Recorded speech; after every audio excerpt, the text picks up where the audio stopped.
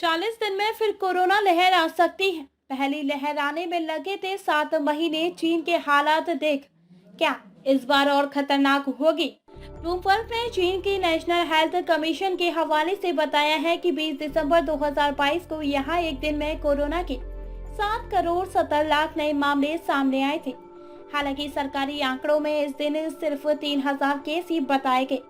Report के मुताबिक इस महीने के शुरुआती 20 दिनों में ही चीन में 24 करोड़ 80 लाख लोग संक्रमित हो चुके हैं।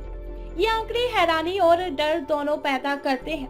हैरानी इसलिए कि कोरोना वापस लौट आया है। डर इस बात का है कि एक बार फिर भारत समेत पूरी दुनिया में न फैल जाए। खासकर एक्सप्लेनर में जानेंगे कि चीन की ये नई कोविड लहर कितने दिनों में भारत को प्रभावित कर सकती है। इसके लिए हमने चीन में कोरोना का पहला मामला मिलने से लेकर भारत में पहली लहर आने के रूट और टाइमिंग का एनालिसिस किया है। कोरोना की पहली लहर भारत में अपेक्षाकृत देर से पहुंची। इसकी वजह थी कि भारत ने मार्च में ही सख्त लॉकडाउन लगा दिया था। सितंबर 2020 का महीना पहले वेव के पिक के तौर पर देखा गया।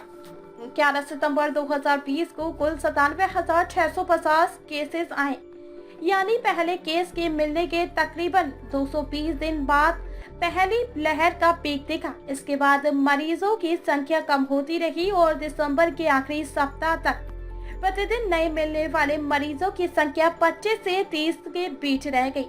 कोविड का प्रभाव थोड़ा कम हुआ और आपको याद होगा अगले 5 महीने में देश में लॉकडाउन कोविड प्रिकॉशन में थोड़ी ढील मिली। भारत में कोरोना की दूसरी लहर की कहानी।